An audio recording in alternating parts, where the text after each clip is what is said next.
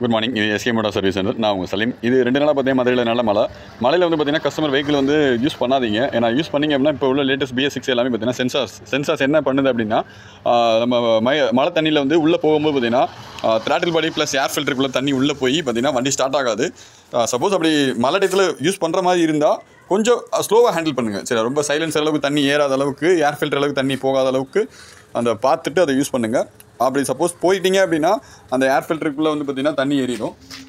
இந்த ஏர் ஃபில்டருக்குள்ளே தண்ணி ஏறிச்சு அப்படின்னு பார்த்தீங்கன்னா அந்த த்ராட்டில் பாடிக்குள்ளே போய் பார்த்தீங்கன்னா சென்சார்ஸ் இருக்கனால அந்த தண்ணி வந்து இன்ஜினுக்குள்ளே போக விடாமல் இங்கேயே வந்து பார்த்தீங்கன்னா அடப்பேறப்பட்டுரும்.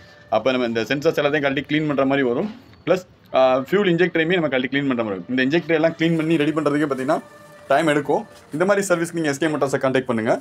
சரியா, வண்டியை வந்து சேஃபாக ஹேண்டில் பண்ணுங்கள். தேங்க்யூ.